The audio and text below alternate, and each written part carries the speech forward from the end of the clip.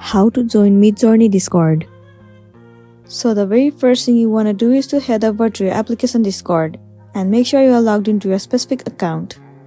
Now tap on this plus icon to join the server. Tap on join a server at the bottom.